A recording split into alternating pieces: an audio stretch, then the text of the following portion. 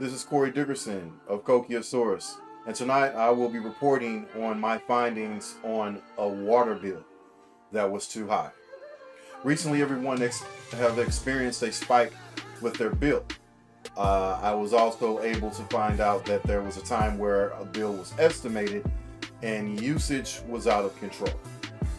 So what I had my people to do is I had them to go and get a printout of your bills for the last year, your payments for the last year, and also your usage for the last year, or before you've experienced a change.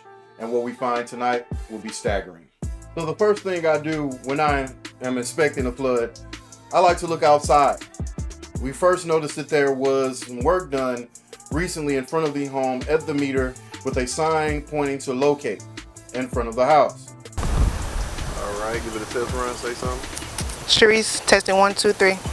We are unable to stay in the home that we're in, and it's starting to grow black mold, and it's starting to smell of mildew. I looked around the house to see if there were any breaches. Their outdoor shed that's attached to the house, I was able to immediately see that it was flooding from within. It was coming from the back wall. So immediately after I go inside, I went to the kitchen and I looked under the sink. I noticed black mold, and that black mold was coming from the bottom, but underneath, behind the back wall. That back wall is connected to the laundry room. The laundry room is connected to the bathroom. The bathroom is connected to the utility room. The water is now heading into the bedrooms, and so therefore me and my kids cannot sleep here. Going in the utility room, you could smell all the moisture as it reeked. As you can see that the water is leaking right in front of the vent. That moisture is being sucked up. Despite all of this flooding, even where I step, you can hear the water underneath the carpet. Code enforcement came out and told the family that the landlord has 90 days in order to do the repair. I'm trying. I know everything. I know everybody has a lot going on, but this is an unfortunate situation for me and my children. Hey, my name's Corey Dickerson. What's your name? Soraya. Soraya? How old are you, Soraya? 8. You're 8 years old. And what grade are you in? 3rd. 3rd grade. And can you tell me how you feel about the flooding? Sad. What makes you sad? It makes my shoes wet, and I can't sleep in my room and play with my toys. Oh, that's awful. Well, we're going to try to get you some help, okay? All right? I thank you. You're real brave from talking to us today, okay? Soraya, 8 years old. She wants to be able to go home, lay down, and sleep in her bed and play with her toys in her room. She doesn't want to miss days of school because there's water leaking all over the floor. There's mold in her house. Her clothes smell mildew. So before we did anything else and move forward, I did reach out to the mayor's office, code enforcement as well, and the directors of water and sewer, and we did make sure that they were aware of the situation. We did not know if the water meter was repaired or not, looking at the usage and being charged while the water is off, and then we still are seeing high usage. We were assuming that the meter has not been repaired as well.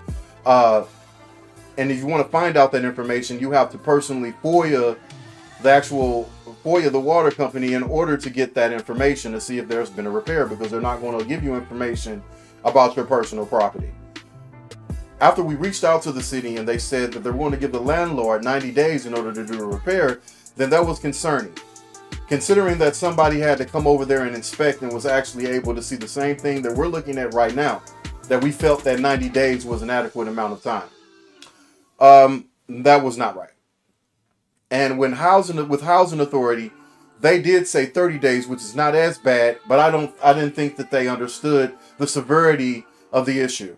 So I had to come back out there and take the same footage that I have here, and I had to supply that to Melinda, a woman that didn't mind taking a second look for us, a woman that actually did care about her job and her work, and she got Sharece and her family the voucher, so they won't have to be stuck there.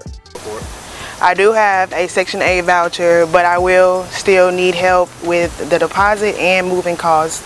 And we did unfortunately lose our beds due to the water. What we have to do now is we have to come together as a community We have to chip in. We have to pitch in and do our part. This family needs about maybe anywhere in between $2,500 to $3,000 in order to move. They're also going to need new beds.